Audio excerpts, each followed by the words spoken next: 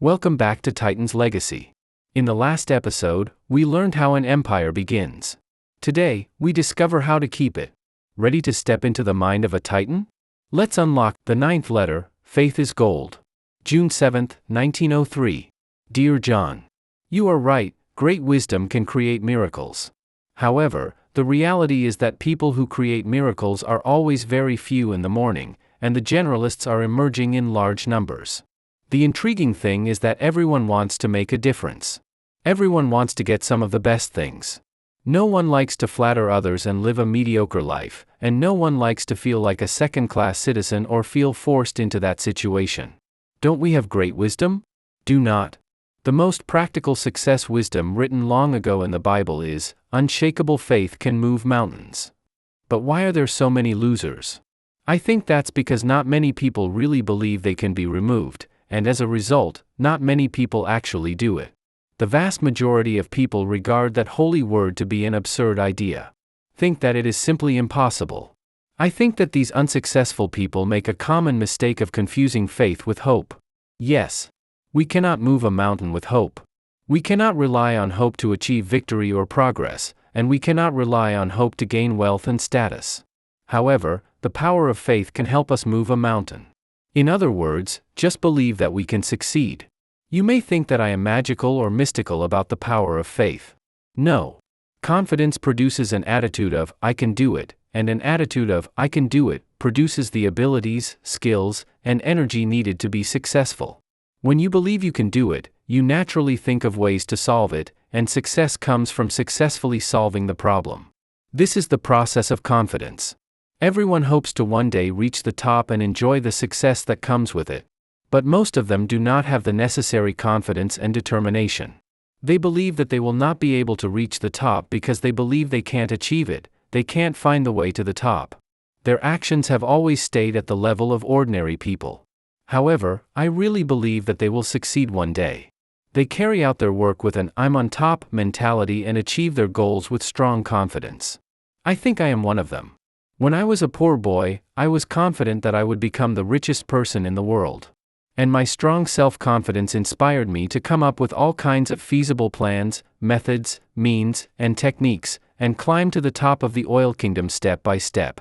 I have never believed that failure is the mother of success.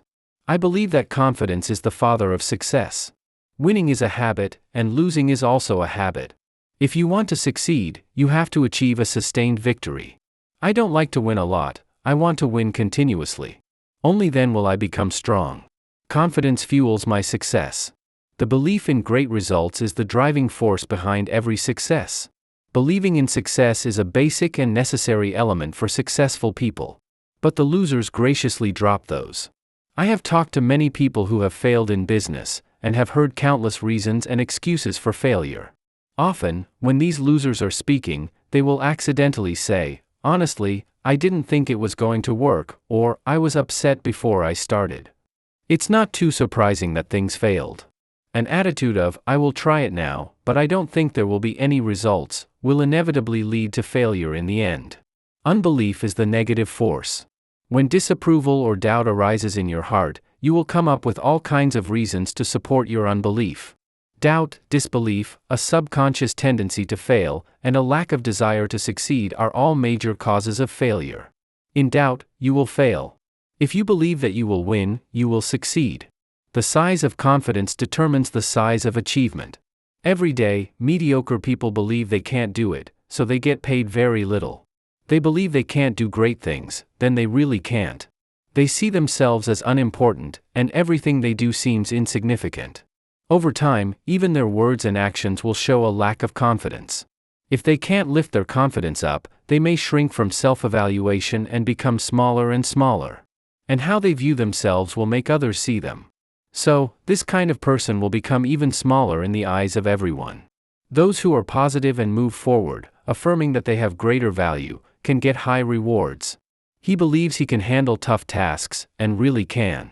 Everything he did, his approach to people, his personality, and insight, showed that he was an expert, an indispensable and important person. Confidence is the light that illuminates my path, gives me courage, and makes me face life happily. I don't forget to build confidence at all times. I replace the idea of failure with the belief in success. When I face a difficult situation, I think I will win rather than I might lose. When I can compete with people, I think I'm as good as them, not that I can't compare to them. When I have the opportunity, I think I can do it, not I can't. The first step for everyone to succeed, and a basic step that cannot be ignored, is to believe in yourself, and believe that you will be successful. Let the positive thought, I will succeed, dominate our various thought processes. Belief in success inspires the mind to have faith to plan for success. The belief in failure causes us to think about ideas that lead to failure. I remind myself regularly, you are better than you think. Successful people are not superhumans. Success doesn't require superintelligence, it's not luck, and there's no mystery. Successful people are just ordinary people, who believe in themselves and affirm what they do. Never sell yourself cheap. Everyone is a product of their thoughts. If you think about small goals, you can expect small results. Thinking about big goals will lead to great success. And big ideas and plans are usually easier, at least not more difficult than small ones.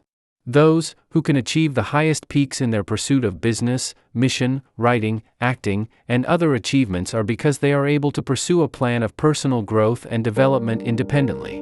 The training program will bring them a series of rewards. Rewards for being more respected by family members, rewards for being complimented by friends and colleagues, rewards for feeling useful, rewards for being important. Success achievement is the ultimate goal of life. Success requires positive thinking to take care of. Of course, I can't let my beliefs go wrong at any time. Love, your father.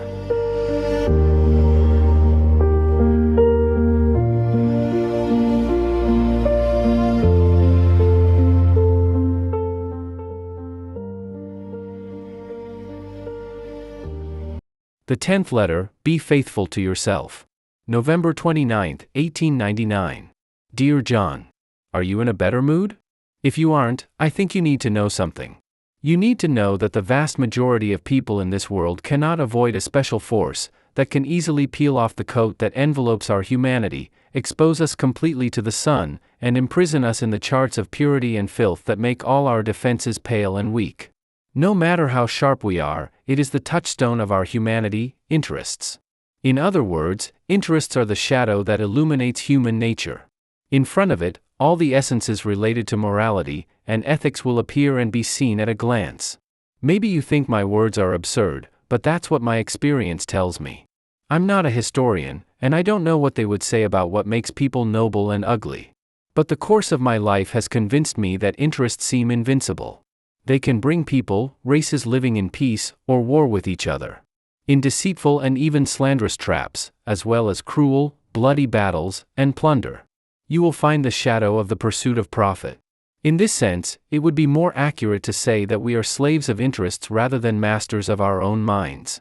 I can assert that in this world, besides God, there is no one who does not pursue profit.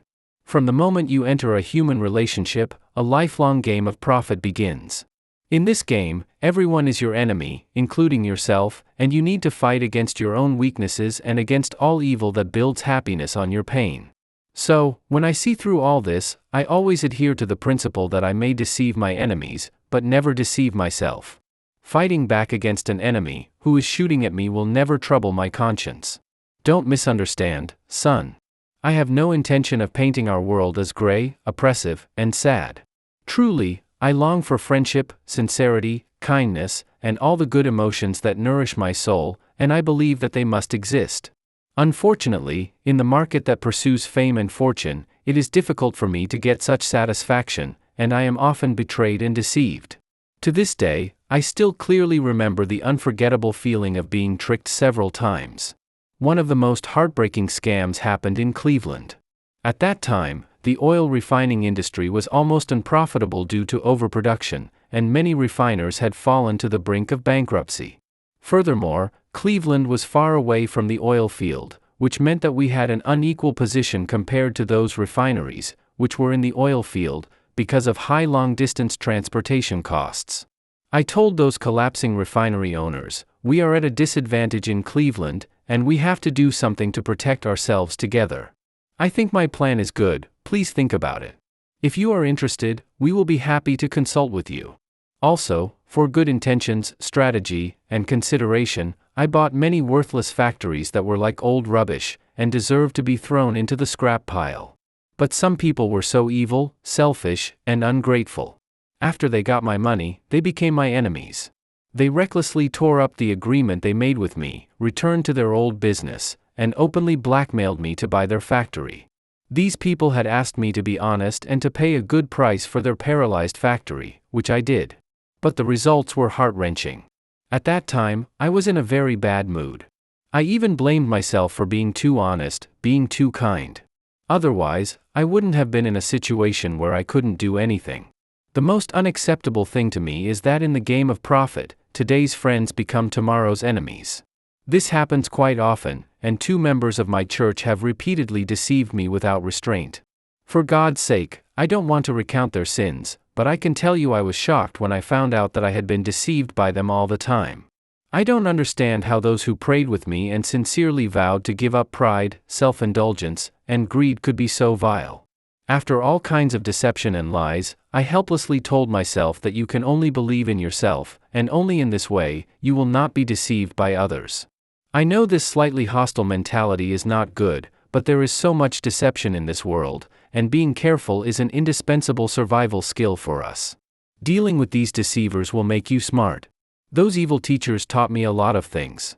If anyone wants to deceive me now, I guess it would be harder than crossing the Colorado Canyon, because those devils helped me establish a set of rules for dealing with people.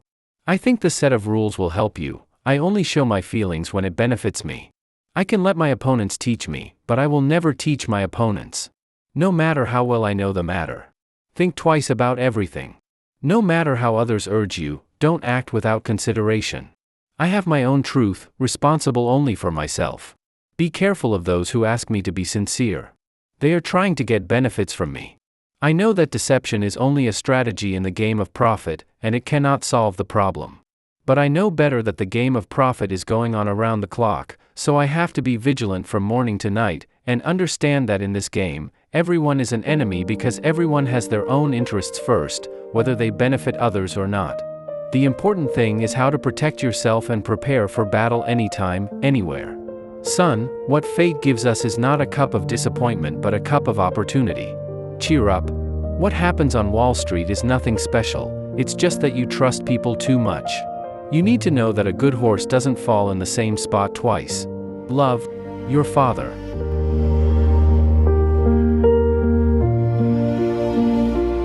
Before we open the next letter, I'd love to know, which lesson from this letter resonated with you the most?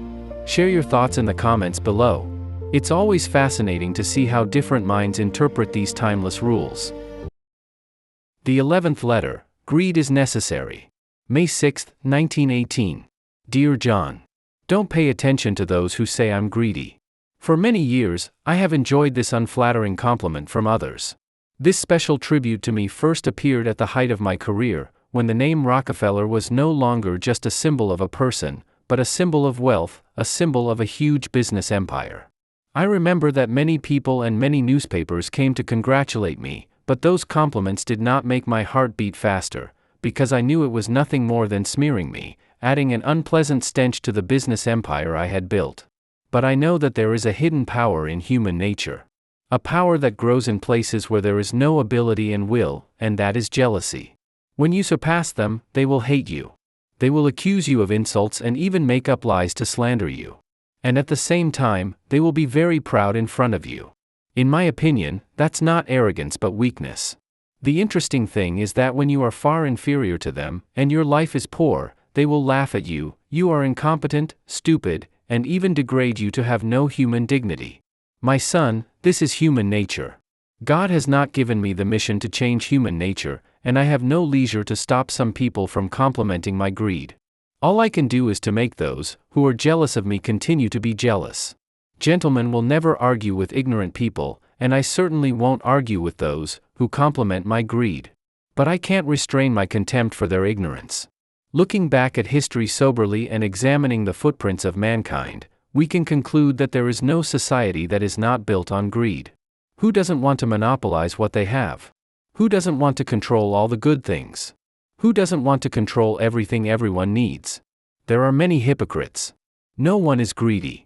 If you have an olive, you want a whole olive tree. I have been in this world for nearly 80 years. I have seen people who can't eat steak, but I have never seen a person who is not greedy. I believe that in the future, people who are not greedy will still be rare on earth, because no one will stop pursuing and possessing beautiful things. When I was in business school, one of my teachers said something that I will never forget. It can be said that this sentence changed my destiny. He said, "There is nothing wrong with being greedy." I think greed is a good thing. Anyone can be greedy. From greed comes hope. When my teacher shouted these extremely provocative words from the pulpit, the students in the audience were in an uproar.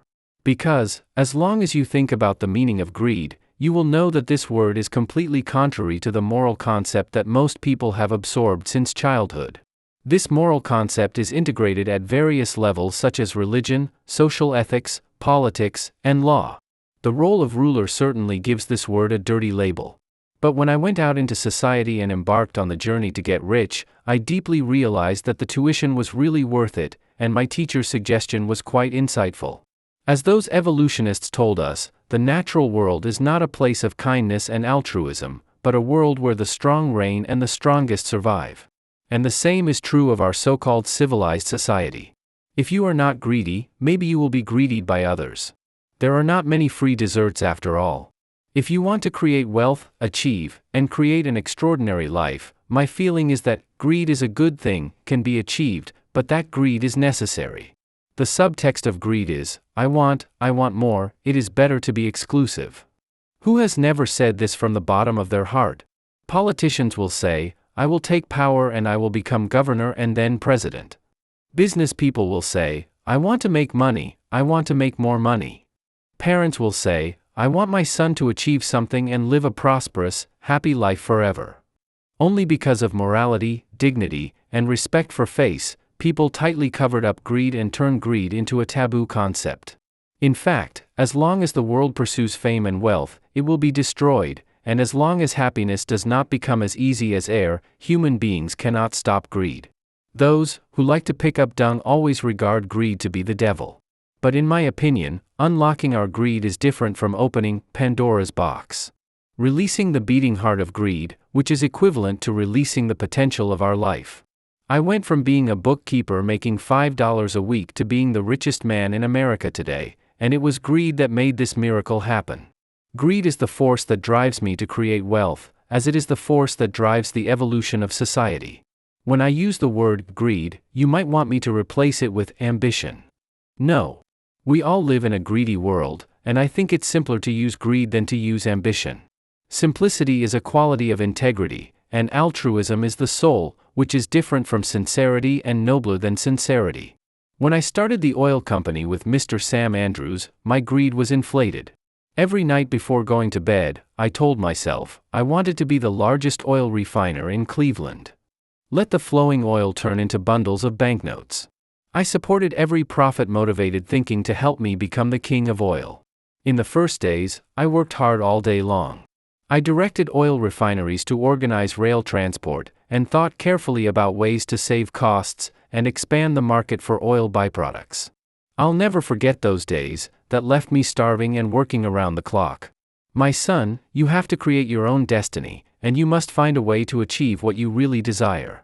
The gap between success and failure is not as far as people think. Just a thought to see who has strong greed, who has such strength, who can shine and develop their full potential, and excel above all. Every step I take makes me feel the power of greed. Greed not only allows a person to maximize his abilities, but also forces him to give everything, remove all obstacles, and move forward at full speed. Many people have asked me the same question, Mr. Rockefeller, what brought you to the top of fortune? I can't say what I really want to say, because greed is despised by people. However, the fact is that the scaffolding that supported me to become the super-rich generation was, I had aroused my greed and inflated my greed.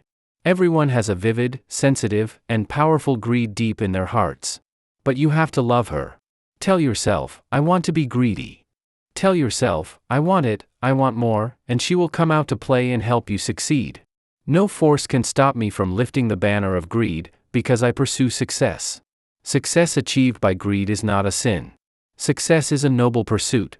If you achieve success and perform noble deeds, your contribution to humanity will be more than what you can do when you are poor. Take a look at the good deeds we are doing today, pouring huge wealth into education, healthcare, churches, and people in need. It is thanks to the great charities of successful people. It seems that greed is a good thing, not a sin. In that regard, if those who say I'm greedy do not intend to defame me, I'll gladly accept their judgment of me. John, I'm the center of my life. I decide what's right for me, so I don't care what people say, my heart is still at peace. I always seem to some people to be a businessman with vile motives. Even if I invest in charities that benefit people, they consider me as a fraud, suspecting that I have self-interested motives without seeing in me the slightest altruistic spirit. Public welfare? Moreover, why am I so charitable? Because I'm making amends? That is really funny. I want to tell you very sincerely that your father will never shame you. Every penny in my pocket is clean. I'm rich because of my superior mind and strong career. I firmly believe that God rewards and punishes clearly. My money is given by God, and the reason why I have continued to make money with God's help is that God knows that I will return the money to society for the benefit of my compatriots. It's time for me to read the Bible. Tonight is a beautiful night, and every shining star seems to say, "Well done, John." Love, your father.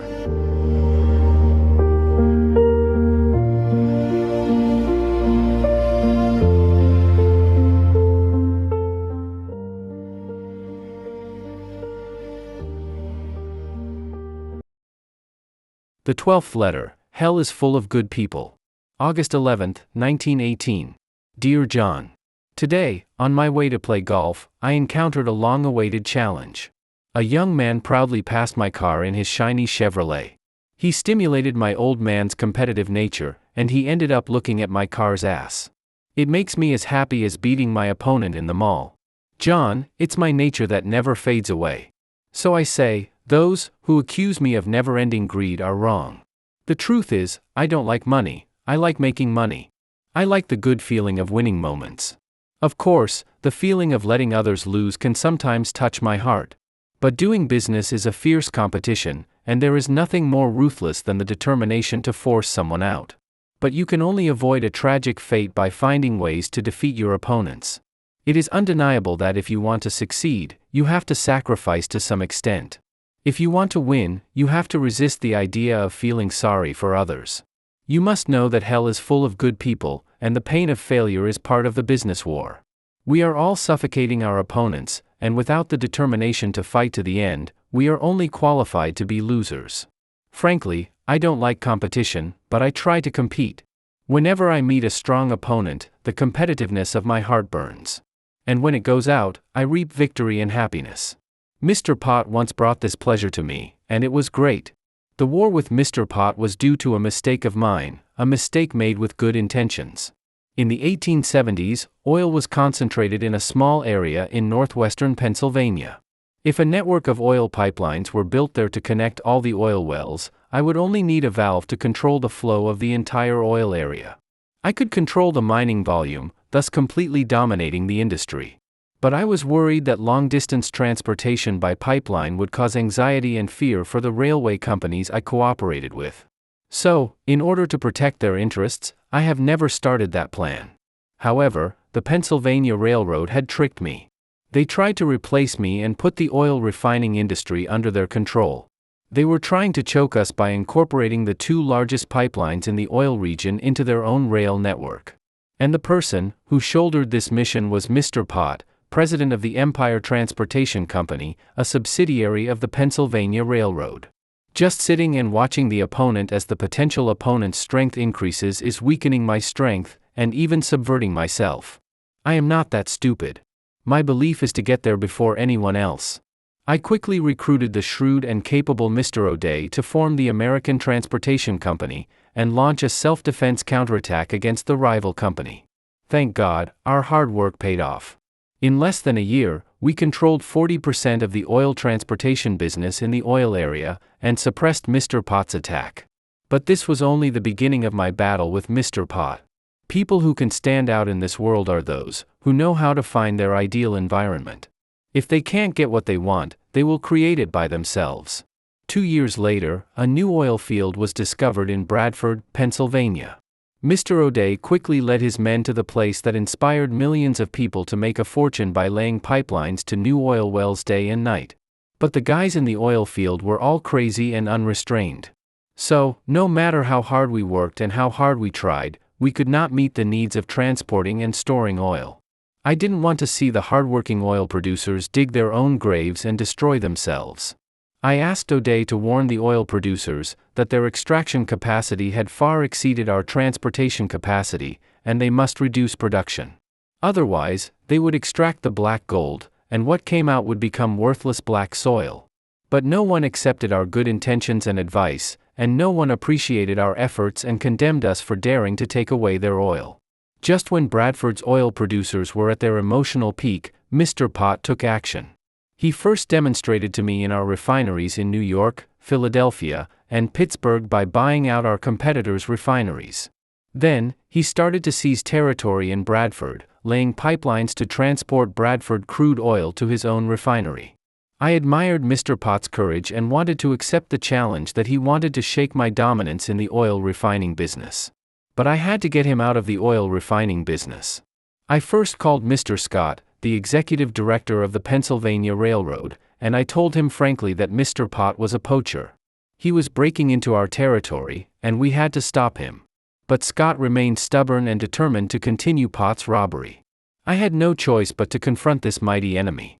First, we terminated all business dealings with the Pennsylvania Railroad.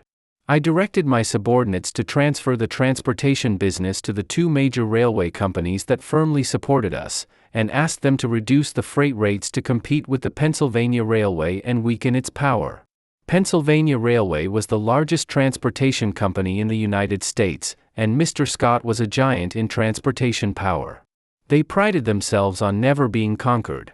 But under my 3-dimensional oppressive play, they had to surrender. To fight against me, they reluctantly gave huge discounts to our competitors. In other words, they paid for someone else's services. Then, they resorted to an unpopular tactic of firing employees and cutting wages. Scott and Pott didn't expect that this would soon lead to punishment. In order to vent their dissatisfaction, angry workers burned hundreds of their fuel tanks and more than 100 locomotives, forcing them to make emergency loans at Wall Street banks. As a result, the shareholders of Pennsy not only did not receive dividends, but the stock price also plummeted due to the duel with me, and their pockets became increasingly cleaner. Mr. Pott was worthy of being a soldier. He had earned the rank of a colonel in the midst of life and death. He had admirable willpower, so he still wanted to continue to fight with me when the outcome was already decided. Finally, he decisively lowered his mighty head, and sent someone to tell me that he hoped for peace and to stop the oil refining business. I know that Colonel Pott wanted to prove that he was the great Moses, but unfortunately, he failed. A few years later, Pott gave up the desire to confront me, and became a hard-working director of one of my companies. Scott and Pott and the like always consider themselves as noble and arrogant, so my heart is dancing to successfully tame these arrogant, strong donkeys. John, I like to win, but I don't like to use any means to pursue victory. Victory at any cost is not a victory. The ugly competition methods are disgusting. It is like a prison and may never be overcome. Even if you win one victory, you may lose the opportunity to win in the future. And following the rules does not mean your chances of winning are diminished, but it means using a moral way to achieve a clear victory. I hope you can do this. Love, your father.